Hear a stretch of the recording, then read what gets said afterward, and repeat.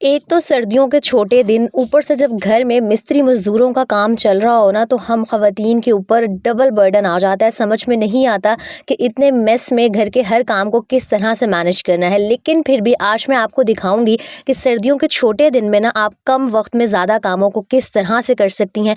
अपने स्टील के या लोहे के गंदे से गंदे बर्तनों को ना किस तरह से चमका सकती हैं। और जब घर पर काम चल रहा हो ना, तो हर चीज़ को बड़े अच्छे तरीके से किस तरह से मैनेज कर सकती हैं। तो व्लॉग को एंड तक ज़रूर देखिएगा। अस्सलामुअलैकुम माय यूट्यूब फैमिली, उम्मीद है जी आप सब ठीक ठाक होंगे। अल्हम्दुलिल्लाह मैं भी बिल्कुल ठीक हूँ। व्लॉग के स्टार्ट में ही आपने देख लिया कि जो मेरा घर है ना, जो मेरा पोर्शन है, वहाँ पर जी मिस्त्री मज़दूरों का काम चल रहा है। तो हमेशा की तरह ना मैं आज भी सुबह जल्दी ही उठ गई थी। हालांकि मुझे पता था कि ज़्यादा सफाई सुथराई वाले जो काम है वो मैं नहीं कर सकूँगी। बेशक घर के एक हिस्से में काम ही क्यों ना हो रहा हो, लेकिन जो मिस्त्री मज़दूरों का गंद और फैलावा होता है ना, वो पूरे घर में फैल जाता है। लेकिन फिर भी किचन के काम तो हर हाल में करने होते हैं ना, वो तो किसी सूरत रुक ही नहीं सकते हैं। तो मैंने अपनी रूटीन को बिल्कुल भी डिस्टर्ब नहीं किया था। मैं वही सुबह फजर के टाइम जो थी ना, उठ गई थी, नमाज़ पढ़ी, सूरह यासीन पढ़ी। और यहाँ एक छोटी सी बात ऐड करना चाहूँगी कि अगर आपके वालिदैन या आपका कोई भी प्यारा ना अल्लाह ताला के पास चला गया, तो उनके इसाले सवाब के लिए ज़रूर सुबह फजर के बाद कुछ ना कुछ पढ़ा करें। क्योंकि पूरा दिन हम ख़वातीन इतनी ज़्यादा बिज़ी हो जाती हैं घर के कामों में, बच्चों के साथ, कि पूरा दिन की मसरूफ़ियत में ना शायद हमें ये टाइम मिलता ही नहीं है। तो फजर के बाद का जो टाइम होता है ना, वो हम बच्चों वाली माओं के लिए सबसे ज़्यादा बेहतरीन होता है। बच्चे भी उस टाइम सोए हुए होते हैं, घर के कोई और काम का भी स्ट्रेस नहीं होता, तो माइंड बड़ा रिलैक्स होता है। कोशिश किया करें कि कुरान पाक जितना आप उस टाइम आसानी से पढ़ सकती हैं पढ़ लें। सूरह यासीन पढ़ें, सूरह मुल्क पढ़ें, और अपने प्यारों के इसाले सवाब के लिए दुआ मग़फ़िरत ज़रूर किया करें। क्योंकि जो इस दुनिया से चला गया है ना, हम चाहे जितना मर्ज़ी अफ़सोस कर लें, जितना मर्ज़ी हमारा दिल उदास हो, ये कुछ उनके काम नहीं आएगा। बल्कि मुझे किसी ने कमेंट में भी कहा था कि जब आपका दिल उदास हुआ करे ना, तो आप बस अपने फ़ादर के लिए मग़फ़िरत की दुआ किया करें, उनके इसाले सवाब के लिए जितना आप पढ़ सकती हैं पढ़ा करें। तो मुझे उनकी बात बहुत अच्छी लगी। मैंने सोचा आप लोगों के साथ भी शेयर करती हूँ। अच्छा खैर, सबसे पहले ना सुबह उठ के मैंने आटा गूँध के रख लिया था, क्योंकि मुझे पता था कि मिस्त्री मज़दूर भी घर में हैं, आटे का इस्तेमाल ज़्यादा होगा। ज़ाहिर सी बात है, जो घर में आए हैं उनको भी खाना देना होगा। आटा गूँधा हुआ पड़ा था लेकिन कम था, तो मैंने फटाफट से ना आटा गूँध लिया। और उसके बाद कुछ मैले बर्तन थे, उनको ना यहाँ मैं वॉश करना स्टार्ट हो गई थी। अच्छा, सर्दियों में ना सबसे मुश्किल काम ना ये पानी का काम करना लग रहा होता है। चाहे कपड़े धोना हो गया, बर्तन धोना हो गया। तो अगर तो आपके किचन में गीज़र का कनेक्शन है, गर्म पानी आता है ना, तब तो बहुत अच्छी बात है। क्योंकि जो गर्म पानी है ना, उसकी हेल्प से जो बर्तनों की चिकनाई वगैरह है और जो भी दाग धब्बे होते हैं ना, वो बड़ी आसानी से साफ़ हो जाते हैं। लेकिन अगर गीज़र का कनेक्शन नहीं है ना, तो एक गर्म पतीले में पानी गर्म करके अपने पास रख लिया करें, तो बड़ी आसानी हो जाएगी। एक तो आपको सर्दी भी कम लगेगी जब आप हल्के नीम गर्म पानी से बर्तन धोएंगे, और दूसरा जो आपके बर्तन है ना, वो भी बहुत अच्छे से चमक जाएंगे। और साथ ही जो हमारी डेली बेसिस पर इस्तेमाल होने वाली चीज़ें होती हैं ना, जिसके अंदर हम आटा गूँध रहे होते हैं, ये तो ज़ाहिर सी बात है हम वॉश कर ही लेते हैं। कोशिश किया करें कि आटा गूँधने के फ़ौरन बाद ना इस आटे वाले थाल को, परात को वॉश कर लें। अगर आप इसको 5 मिनट के लिए भी ऐसे ही छोड़ देंगी ना, वो आटा जो है इसके ऊपर इतना ज़्यादा चिपक जाता है कि फिर बाद में इसको वॉश करने में हमारी डबल मेहनत लग रही होती है। वो जो 2 मिनट का काम है ना, 5 मिनट पे चला जाता है। तो इस तरह ना कोशिश किया करेंगे जो फ़ौरन वाले काम हैं उनको बाद के लिए मत छोड़ें, बल्कि जो लगे हाथों है ना, वो आप करती रहें। और हम सब के घरों में ना इस तरह के खाना पकाने के लिए कुकर इस्तेमाल किए जाते हैं। स्टील और लोहे के बर्तन होते हैं। तो टाइम के साथ साथ इन बर्तनों की जो शाइन है, जो चमक है ना, वो आहिस्ता कम होना स्टार्ट हो जाती है, और ये पुराने से लगना स्टार्ट हो जाते हैं। तो मुझे बहुत कमेंट्स आते हैं आपकी जो कढ़ाई है, कुकर है, इतना किस तरह चमक रहा होता है। पहले भी बहुत दफ़ा शेयर कर चुकी हूँ। तो मैंने सोचा कि जिन बहनों ने मेरे चैनल को न्यूली सब्सक्राइब किया है ना, उनके साथ भी अपना ये सीक्रेट शेयर कर देती हूँ कि मैं एक DIY क्लीनर बनाती हूँ, जिसके अंदर इक्वल क्वांटिटी में, यानी कि बराबर मिकदार में, जितनी मिकदार में आपने काला तेल लेना है उतनी ही मिकदार में कोई भी लिक्विड डिश वॉश ऐड करना है। इसको बोतल के अंदर आपने डाल लेना है, और साथ में पानी ऐड करके ना बोतल में इसको बना के रख लेना है। आपके बर्तन चाहे जितने मर्जी गंदे हों, हाँ आपने बस एक बात ध्यान रखनी है, ख्याल रखना है कि ग्लव्स पहन के काला तेल इस्तेमाल करना है। मैं ग्लव्स नहीं पहनती, इसलिए मेरे हाथों का बहुत बुरा हाल है। मैं बार बताती हूँ कि ग्लव्स पहन के काला तेल इस्तेमाल कीजिएगा। आपके जो बर्तन है ना, बहुत अच्छे से चमक जाएंगे। और काला तेल कभी भी ना आपने डायरेक्ट बर्तनों पर इस्तेमाल नहीं करना। एक तो बर्तनों के अंदर बहुत ज़्यादा केमिकल्स ऐड हो जाएंगे। वैसे तो हम उन्हें वॉश कर लेंगे, लेकिन हाथ आपके बहुत ज़्यादा ना ख़राब हो जाएंगे। एक तरह का ये एसिड टाइप भी कुछ होता है, तो हाथों की जो स्किन है ना, बिल्कुल बर्न हो जाती है। तो आपके जो भी लोहे और स्टील के बर्तन बहुत मैले हो गए हैं और आपसे बहुत ज़्यादा ज़ोर भी नहीं लगाया जाता ना, तो ये ज़बरदस्त DIY क्लीनर है। आपके बर्तनों बर्तनों को बिल्कुल शीशे की तरह चमका देगा। यकीन करें ऐसे लगेगा कि आपने कुकर हो गया या कढ़ाई हो गई या जो देगचियाँ हो गई ना, बिल्कुल न्यू खरीदी हैं। इन छोटी-छोटी बातों का ज़रूर ख़्याल रखा करें और कम पैसों में कोशिश किया करें कि आप अपने जो घर के काम है ना, उनको निपटा सकें। अब कहने को बहुत छोटी-सी बात है, लेकिन अगर हम बाज़ार से कोई भी क्लीनर ख़रीद के आएँ ना, 700-800 रुपए का क्लीनर आता है और इसी सेम डीआईवाई लिक्विड से आप अपना जो सिंक हो गया, उसको भी चमका सकती हैं। जो टैप होती है आपकी यानी कि टूटी, उसको भी साफ़-सुथरा कर सकती हैं। बहुत सारे आपके ये काम आएगा। सिर्फ़ देगचियाँ और बर्तनों के लिए ही नहीं है, ये ऑल पर्पस है। मतलब किचन के जितने भी काम है ना, इस क्लीनर की हेल्प से आपके यूँ चुटकियाँ बजाते जो है ना, हो जाएँगे। यहाँ पर जो चेक करें, जो मेरा सिंक था वो भी बिल्कुल चमक गया था। ये जो मेरी टूटी थी ये भी बिल्कुल साफ़-सुथरी हो गई थी और कुकर की शाइन तो आपके सामने ही है। कोई मैंने बहुत ज़्यादा मेहनत नहीं की। जिस तरह हम आम देगचियों को रगड़ के धोते हैं ना, बस उतनी ही मेहनत लगी थी। और आप लोग इस टूटी के बारे में मुझसे बहुत पूछ रहे होते हैं, आप ये आपने कहाँ से ली थी? जो इसका नीचे वाला पोर्शन है ना, मतलब नीचे वाला हिस्सा है, वो तो आम जो टूटियाँ होती हैं वही वाला है। जो इसके ऊपर का ये जो है ना, ये जो क्या कहते हैं शावर वाला हिस्सा है, ये जो टैप है ये अलग बाज़ार से मिल जाती है। जैसे टूटियों का वॉशरूम वाला सामान मिलता है ना, सैनिटरी की शॉप्स होती हैं, हार्डवेयर शॉप से आपको ये टैप ईज़िली मिल जाएगी। दराज़ पे मुझे नहीं पता अवेलेबल है या नहीं, लेकिन ये 1000 रुपीज़ की मैंने ली थी और ये दूसरी तीसरी है, मतलब 6 महीने साल बड़ी आसानी से चल जाती है। इसका फ़ायदा सबसे ज़्यादा ये होता है कि आप इसे किसी भी डायरेक्शन में घुमा सकती हैं और बहुत आसानी से जो अपना सिंक है ना, उसकी साफ़ सफाई कर सकती हैं। तो बस ये सुबह-सुबह ना मैंने सारे जो बर्तन-वर्तन थे उनको वॉश कर लिया था, आटा गूँध लिया था और यहाँ अभी तकरीबन 7 साढ़े 7 बजे का ही टाइम था। मैंने फटाफट से ना नाश्ते की तैयारी स्टार्ट कर दी थी, क्योंकि मुझे पता था कि जब घर में मिस्त्री आ जाएँगे ना एक दफ़ा, इतनी वो क्या कहते हैं भागम-भाग सी और बड़ा मसला सा हो जाता है। एक पर्दे का ख़्याल रखो, बाहर नहीं इंसान निकल सकता। तो कोशिश करेंगे जब इस तरह के मुश्किल डेज़ हो ना, तो अपनी रूटीन को थोड़ा-सा खुद चेंज कर लिया करें। थोड़ी बहुत जब तब्दीली कर लेंगी ना, रूटीन को एडजस्ट कर लेंगी, तो फिर हर मुश्किल जो दिन है वो भी ऑटोमेटिकली आसान बनना स्टार्ट हो जाता है। इसलिए मैंने बहुत जल्दी-जल्दी से ना यहाँ नाश्ता बना के रखना शुरू कर दिया था। मुझे था कि मैं नाश्ता बना के ना फ़ॉइल में लपेट के हॉट पॉट में रख दूँगी, तो जो पराठे हैं ना वो ठंडे भी नहीं होंगे।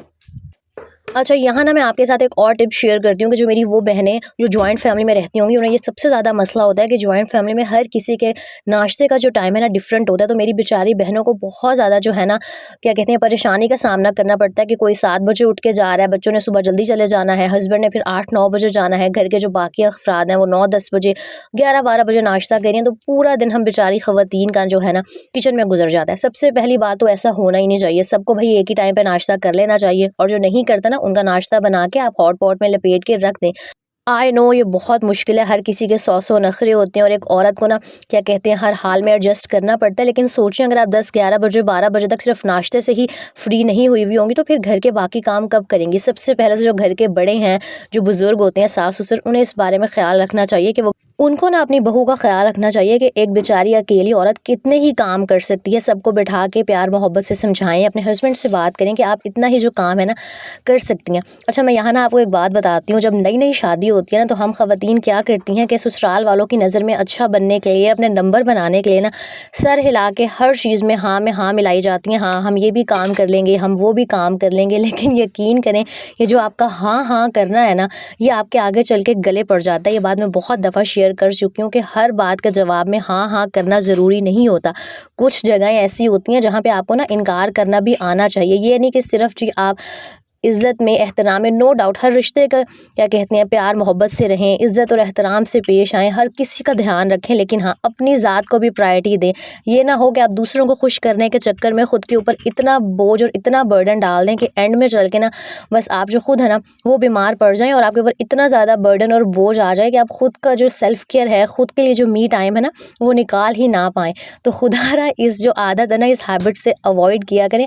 बस उतने ही काम के लिए जी किया करें जितना आप कर सकती हैं, क्योंकि भई आप इंसान हैं, कोई गधा या मशीनरी तो नहीं है ना कि जो 24 घंटे दिन के सिर्फ काम, काम और काम ही किया जाएगी। अगर एक मशीनरी है ना, तो उसको भी रेस्ट की ज़रूरत होती है, वरना उसका भी जो क्या कहते हैं सारा निज़ाम है ना ख़राब हो जाता है। तो एक ये छोटी सी बात थी, बस सारी जो बात है ना उसका निचोड़ ये है कि लाइफ में ना कहना सीखें। जहाँ आपको लगे ना कि आपसे नहीं होगा, आपकी हिम्मत नहीं है, तो वहाँ पर इनकार करना सीखें। अच्छा, यहाँ पर चेक करें कि मैंने ना पराठे बना के इसमें एल्यूमिनियम फॉइल में लपेट के रख दिए थे।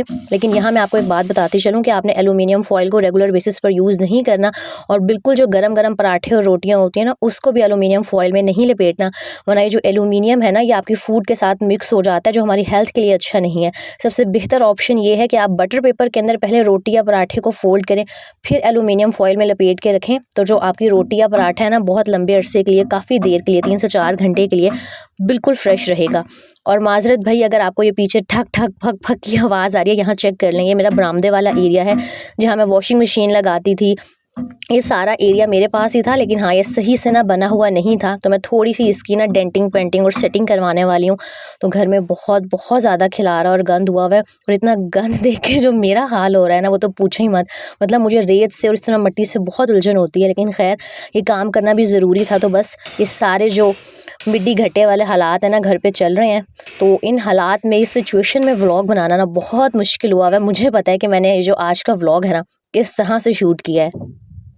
अच्छा, ज़्यादा साफ़-सफ़ाई तो हो नहीं सकती थी, लेकिन हाँ, ये जो बेसिक सारी चीज़ें बिखरी हुई थी ना, बिस्तर वग़ैरह थे, आमना के टॉयज़ थे, इनको समेटना ज़रूरी था। और यहाँ मैं आपके साथ एक टिप ये भी शेयर करूँगी कि अक्सर औक़ात ऐसे होते हैं ना कि घर बहुत ज़्यादा फैला होता है, और वैसे भी आजकल शादी सीज़न है, तो बहुत सारी मेरी बहनें जो होंगी, किसी न किसी की शादी में मसरूफ़ होंगी, किसी के घर में इस तरह के काम-शाम चल रहे होंगे।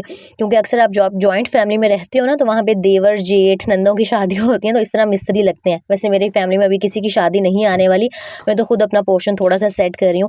तो जब इस तरह के हालात हो ना, तो कोशिश किया करें कि एटलीस्ट घर को इतना साफ़-सुथरा आप कर लें कि वो बैठने के काबिल हो। वरना अगर इतने फैले हुए घर में आप खुद रहेंगी ना, तो आपको एक अजीब-सी जो स्ट्रेस है वो फ़ील होगी, और बहुत ज़्यादा उलझन भी होगी। तो एटलीस्ट घर को इतना साफ़ ज़रूर कर लिया करें, चाहे जैसे मर्ज़ी हालात हों, कि वहाँ पर ना ईज़िली आपसे बैठा-उठा जाए, खाना वग़ैरह खाया जाए। वरना यार बड़ा मुश्किल हो जाता है इस तरह के हालात में मैनेज करना। ख़ैर, मैंने थोड़ा-सा रूम के जो हालात थे उनको सेट किया। उसके बाद मैं फटाफट से आ गई थी जी किचन में। आज हांडी भी थोड़ी-सी ज़्यादा बनानी थी। नॉर्मली तो हम 2 लोगों ने खानी होती है, लेकिन आज ज़ाहिर-सी बात है कि वो जो लेबर घर पे थी, उनको भी खाना देना था। और एक छोटी-सी बात आपके साथ यहाँ पर ये भी शेयर करना चाहूँगी, कभी भी ना किसी को खाना खिलाते हुए ये मत सोचा करें कि आपके रिस्क में जो है वो कमी आ जाएगी, बल्कि खुश हुआ करें कि अल्लाह ताला ने आपको ना किसी के लिए, क्या कहते हैं, पेट भरने का ज़रिया बना दिया। वरना हम इंसानों की क्या ही औकात है कि हम जो है ना किसी को एक वक्त की रोटी भी दे सकें। और यहाँ पर लहसुन छीलने का एक बहुत आसान सा तरीका, कि इस तरह किसी भी कूंडी डंडे में ना लहसुन को डाल के हल्का सा आप कूट लें। बिल्कुल आपने चटनी नहीं बना देनी, हल्का सा ठप-ठप करना है, तो जो लहसुन के छिलके हैं ना बहुत आसानी से अलग हो जाएँगे, और आप विदिन 5 मिनट्स ना बहुत बहुत सारा लहसुन छील लेंगी। वैसे जब मैं लहसुन और अदरक की क्यूब्स बना के रखती हूँ ना, तो मैं इसी तरीके से 10-15 मिनट लगा के बहुत सारा जो लहसुन है ना उसको छील लेती हूँ। और आज ही मैं एक झटपट सा कोरमा बनाने वाली थी, सोचा आपके साथ भी ना इसकी रेसिपी शेयर कर देती हूँ।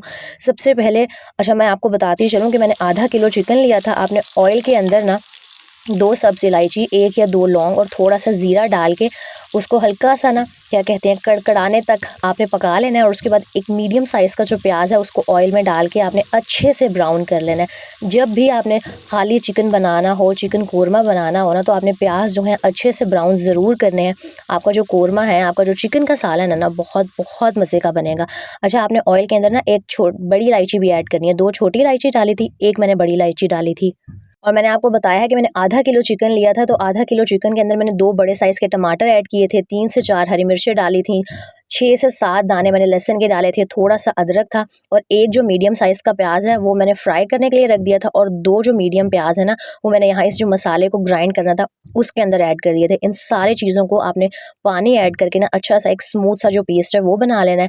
अच्छा, आपने जब प्याज़ ब्राउन करने हैं ना, तो बहुत ध्यान रखना है कि प्याज़ बिल्कुल जला नहीं देने। जब अच्छे से ब्राउन हो जाएँगे तो चिकन जो है अपना ऐड कर देना है, और अब इस चिकन को ना 5 से 7 मिनट अच्छे से फ्राई करना है। तब तक आपने चिकन को फ्राई करना है जब तक इसका जो कलर है ना बोटियों का, वो चेंज नहीं हो जाएगा। चिकन को ना कभी भी फ्राई किए बगैर मत बनाया करें, वरना एक वो जो हमक सी है ना, एक चिकन की स्मेल बिसैन सी होती है, वो आती है, फिर वो खाते हुए अच्छी नहीं लगती। यहाँ जी मैं कैमरा ऑन करना भूल गई थी, आपको मैं बता देती हूँ कि जब चिकन अच्छे से फ्राई हो जाएगा, तो सारे वो जो प्याज, टमाटर, अदरक, लहसुन का पेस्ट है वो आपने इसके अंदर ऐड कर देना है। नमक डालना है, लाल मिर्च डालनी है और हल्दी डालनी है, और इसको ना अब अच्छे से आपने पकने के लिए रख देना है। इतना पकाना है कि जो ऑयल है वो सेपरेट हो जाए, अच्छे से जो आपका चिकन है ना उसकी भुनाई हो जाए।